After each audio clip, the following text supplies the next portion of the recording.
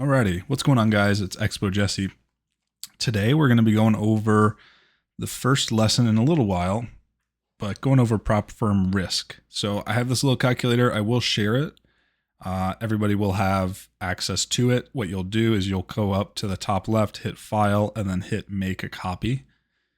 And from there, then you can rename it if you'd like to, but it will be all yours from there. So without further ado, we'll get into it. So I think the biggest struggle that a lot of people find when they start working with prop firms is when to trim. And a lot of times what they do is they'll trim at 1R and only take a couple off.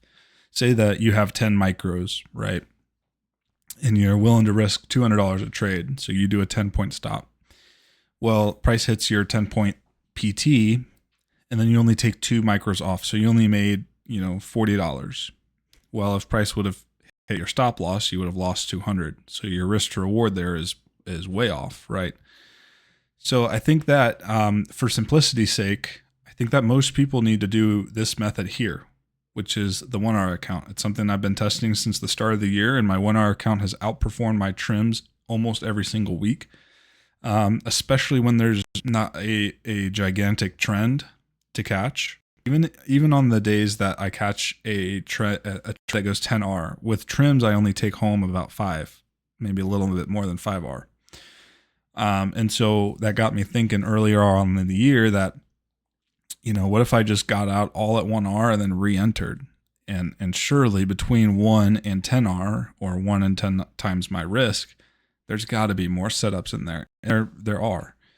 And so for simplicity's sake, I made the spreadsheet, and we're going to go through my track record in January and go through and simulate what the account balance, obviously not including commissions because I'm not smart enough to make a calculation for that, but just based on risk to reward, when I got out, and capping out my trades at 1R, this is what my results would have been. So the top part here, I'm just going to show you how to use it. You can put in your drawdown size and then your risk percentage per trade, and then calculate how much of your account that you want to risk. So if I want to risk 10% of my drawdown, it would be $450. Then you can go over here and say, okay, you would input into the stop loss size. You don't touch the top side or the bottom side. Both of those will be automatically calculated for you. So let's say I'm going on to MNQ and I'm willing to risk $450 and I want to have a 40-point stop. Right here, it tells me that I am supposed to buy 5.6 contracts. So you can decide whether you want to do 5 or 6.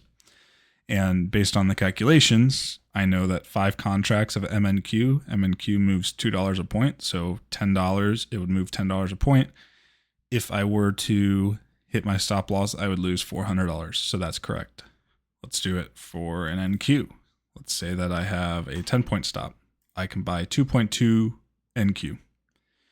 So you can go through here on all of these and show what your stop loss would have been, or what you want your stop loss to be, and then it will spit out the contracts accordingly. So make sure that you size and do that math on your own as well. But this is a quick intro to that. So, if I'm doing MCL and my stop loss is 40 ticks, it would be 0.4 because it's 40 cents of one whole dollar. And so let's say I wanted to increase it to 1. I know that, okay, that's got to be a little off, but you get the point. It'll move on, and I'll fix that calculation before sending it out. But same thing with CL, or sorry, with gold. Gold moves $10 per micro. So if I have a stop loss size of 10 and 10 points, then I can lose 4.5 contracts per point. So that is the calculator. Very simple, and I'll fix that MCL before sending it out. So back to trade management, and this will be very, very simple. Like I said, you're just gonna, or what I would do is get in and out based on 1R. So in this example, on the 2nd of January, I got in at NQ short with a 20-point stop. Let's say that I'm in the 150K top step, so I'm risking $450 per trade. If I put in 20 in here for micros, I would have bought 11 contracts for MNQ. And then my result, I have to change, actually over here, I have to change this. So my result, because I got out at 15 points, and this is very important, if I'm getting out at a half R, then I need to get all the way out. One thing that you could do is get half out at half R, and then you can decide whether you want to get the other half out at 1R or push it to 1.5. But there's no reason to go further than that. And if you can, I would probably just wait until 1R. That's what I would do. Obviously not financial advice, but backtest what works best for you and your trades and your trade journal.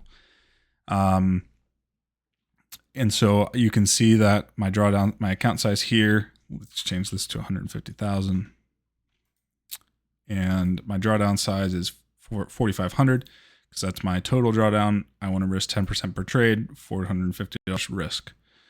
So the challenge for Top Step is $9,000 is your profit target. And based on the 1R account, I can see that I would have made 337 and lost 450. Now this is where it's very important to have the correct mental, because you don't want to, and sometimes I even struggle with this, is you don't want to go bigger size just because you're down. And so same size here gets me back up to 150, over 150K. And then it looks like by the 12th, I would have passed the combine just based on 1R. And this is just an easy bracket order where, especially on Top Step X, you can put in your risk that you're wanting to take before you enter the trade. And you can say, hey, I want to lose $450 and I want my automatic bracket order to be $450. And so you can do that. And then as long as you calculate correctly on your stop loss size and how many contracts to buy, then it will set that bracket order for you. And then you can just walk away and either hit your stop loss or your take profit. And what I do is after my first trim, which is usually around half R, it depends on the trade, of course. But if my first trim is 10 points, then my stop loss usually goes back to break even immediately. I never want to have a green trade turn red. Nothing would irk me more than taking profit out of a trade and then actually losing money on the trade total. And so, yeah, I would always go to break even after my first trim. I say that all the time. I love that for me. If that doesn't work for you, then do what works for you. But for prop firms, I think that, like I've said, I don't want to drag it out just to hit a video size or a length. But I think that a lot of people struggle with profitability, not because of a trade, the technical side of them knowing how to trade, but rather how to manage their losses and their wins. And the name of the game is making sure your winners are equal to or bigger than your losers. Very, very simple. If you're willing, I say this all the time, win rate doesn't matter at all in trading. It doesn't matter. It doesn't matter as much as people think it does. Because if I have a 99% win rate, but that one loser blows up my account, I have a 99% win rate and a blown account. So win rate doesn't mean as much as people think. Sure, it's fun to win more. I have had win rates in the 85 range and then upwards to 90% range, but my trade statistics are somewhere in the mid 70s and I'm profitable. And so I think that step one is learning to lose. Best loser wins. And number two is making sure that your winners are actually impactful.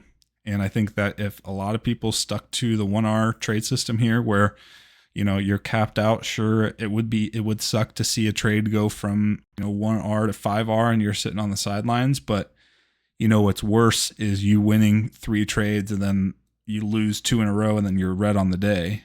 And so for me, the 1R account works better than trims most times.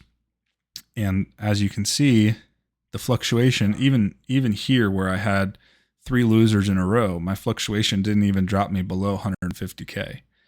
And so, yes, win rate, obviously you need to be above a 50% win rate to make money on a 1R account, but this is assuming that your win rate is above a 50%.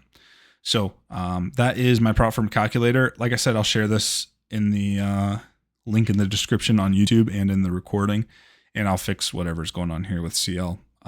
But that is how to safely pass a prop firm challenge. And the biggest thing is you really don't want to go above 10% risk, right? Unless you're very profitable already and challenges, it takes away from your main money-making journey or trading on PAs. If you can copy trade, there's no reason to risk more on a evaluation. Just don't be impatient, because ultimately if you fail, you're going to buy it again. And it's just not worth that. So I would say to risk the same percentage per trade, definitely risk the same percentage per trade, but never risk I don't ever really risk more than 10%. Sometimes on evals, if it's on a different platform, then I'll risk up to 20%. But now everything's kind of getting all into one platform. And then especially on something like Top Step X or NinjaTrader or Trade8, where you can copy trade across account sizes and change the ratio at how you copy them, there's really no reason to risk more. So key points, wrapping up, risk percentage, stick it at 10% for me. 10% of my total drawdown.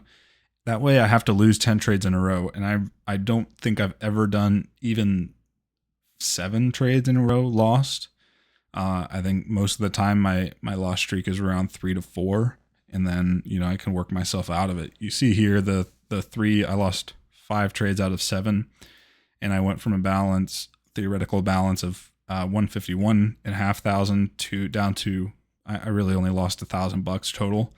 And then the next 6 trades I won, 5 trades I won. And now I'm up to 2,800.